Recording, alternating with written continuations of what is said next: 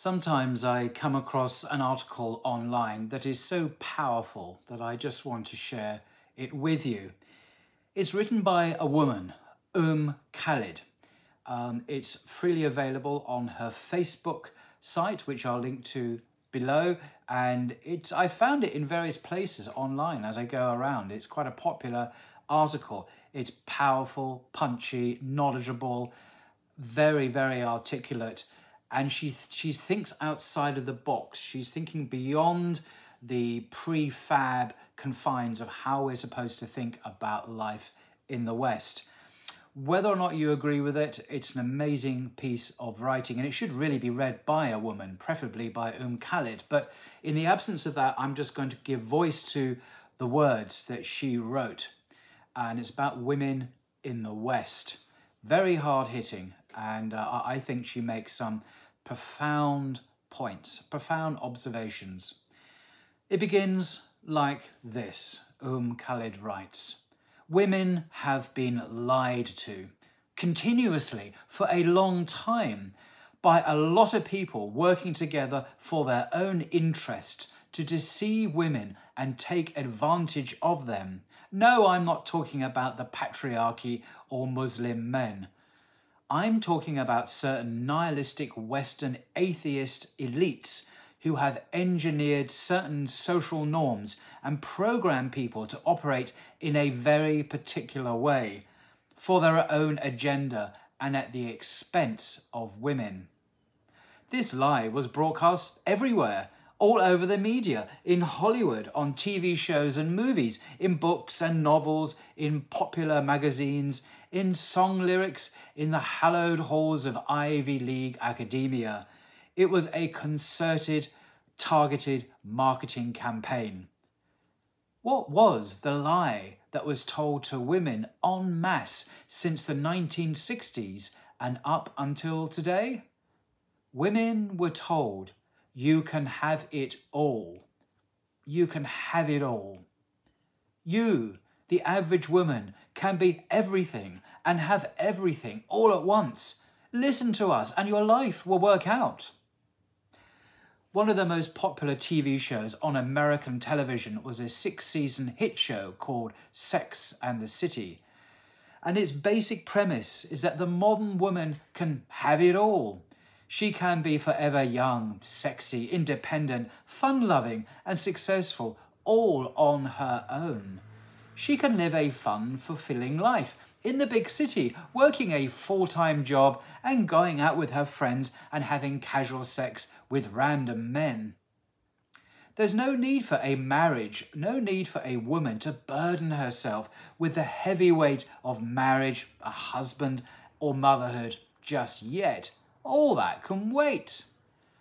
But decades after the show was blasted all across the US and the world, affecting generations of women, something happened. Candace Bushnell, at the age of 60, who wrote the original 1997 novel, which spawned the successful TV series for HBO, opened up to Sunday Times magazine about her 2012 divorce. She admitted that it made her realise how not starting a family made her feel truly alone. Candace said, quote, "When I was in my 30s and 40s, I didn't think about it. Then, when I got divorced and I was in my 50s, I started to see the impact of not having children and of truly being alone. I do see now that people with children have an anchor in a way that people who have no kids don't." End quote.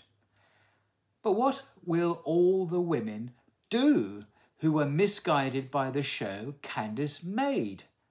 This mistake of a show led women, young women, astray into lives of empty consumerism and corporate climbing. What will the show's creator, belated regret, do for all these women who got duped? Can it turn back time? Can these women go back and get their youth back and get married and have a family earlier? No. There is a book entitled Subverted How I Helped the Sexual Revolution Hijack the Women's Movement. The author is a woman named Sue Ellen Browder, who worked as a long-time freelance writer for Cosmopolitan magazine, one of the most popular women's magazines that is pored over religiously by Western women. She wrote articles meant to market unmarried sex, contraception, and abortion as the single woman's path to personal fulfillment. She did not realize until much later that propagandists higher and cleverer than herself were influencing her thinking and her personal choices as they subverted the women's movement for their own gain. Sue openly came out and said that the writers at Cosmopolitan magazine, including herself, lied to women. They sold them a complete and total lie. The aim of the writers was to entice women away from their families, away from home, away from their protective male kin, and into the big cities, into their own apartment, and with the freedom to engage in promiscuous behaviour with strange men.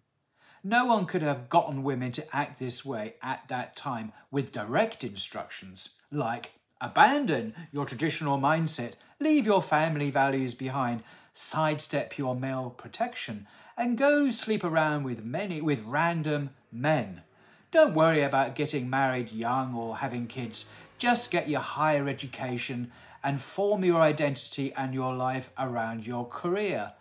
Who needs men? No, you can't say that straight up to women and expect them to follow these vile instructions. You have to soft pedal the idea. You have to make it seem exciting and freeing.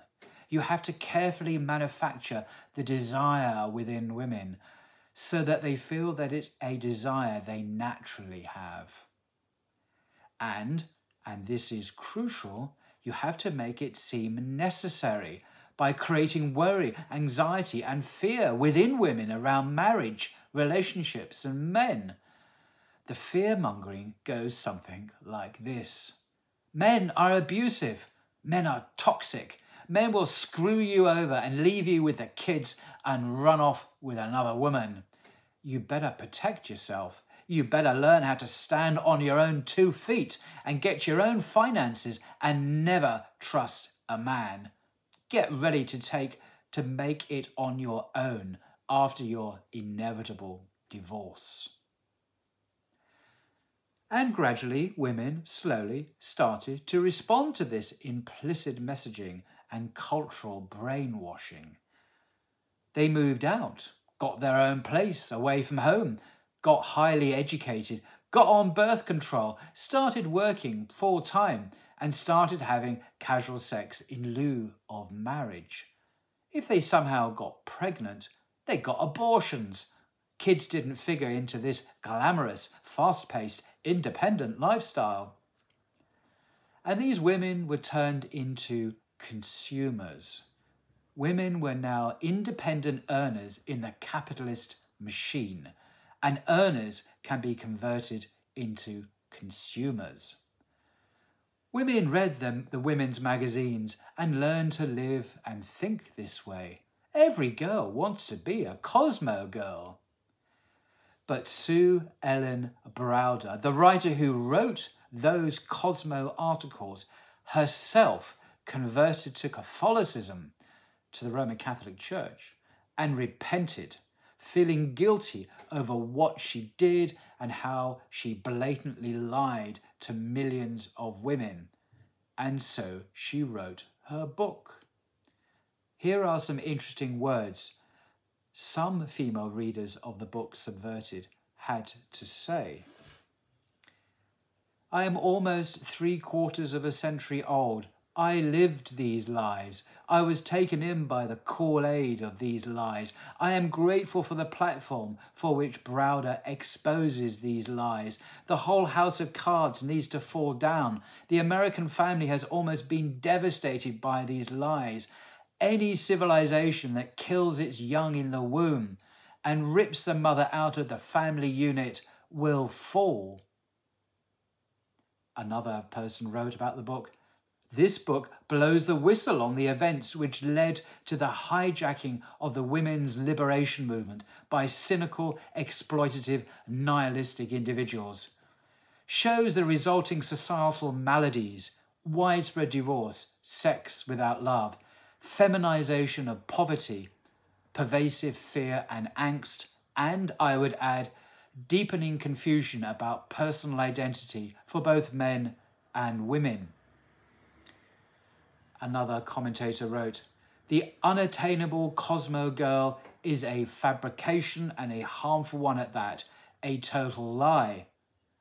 Another wrote, "This book helps us see that she was too glib with the new party line that said it sought to free women from men and from offspring, and how it bravely invented false stats to get its own way, a way no longer recommended by Sue, who used to preach it. Stats, incidentally, still cited today as if gospel truth by those who wish to believe them and maintain the bondage. 2, to see how, in all the ups and downs of marriage and motherhood, it is still the way to go." End quote. This is the background to which the modern world we live in today. These are some of the factors that have shaped the society many Muslims have immigrated to over the past several decades. We Muslims send our kids to these schools, and our kids watch these movies and TV shows, and our daughters read these popular magazines. Add to these Western cultural influences the baggage we bring with us from some of our own Muslim countries, an obsession with prestigious degrees and higher education, a desire for status for the family, greed, and a deep inferiority complex around the West, and a sycophantic wish to assimilate. And then our daughters grow up to be young women who, suddenly and seemingly inexplicably, want to make sure they are financially stable and independent, because you never know, and just in case, because many men are abusive and lots of toxic masculinity exists, and maybe divorce will happen, and what if the husband dies or cheats? This angst, suspicion, and worry can be traced back to the old social messaging and deliberate engineering. Most Muslim women don't obey the societal dictates fully, to the extent of sleeping around and getting multiple abortions, though unfortunately some Muslim women do. This is not how we're followed. This is not how we've followed the non-Muslims into the lizard hole. She's alluding to a hadith there, I think. How we have followed them is having contempt for our men, looking at marriage with suspicion and fear, expecting the worst in marriage in the name of protecting ourselves, delaying marriage in favour of education and or career, denigrating motherhood, denigrating wifehood, having mistrust with the husband, and rising divorce rates in the Muslim community. We are operating from a place of fear, manufactured fear, to turn us from wives and mothers into earners who can be turned into consumers. Our aspirations are based on lies. Islam is the truth. Khalid. Wow. And as I say, I will leave a link to the article below. Powerful stuff. Agree or disagree, I think it has much to tell us about our situation in the West at the moment. Till next time.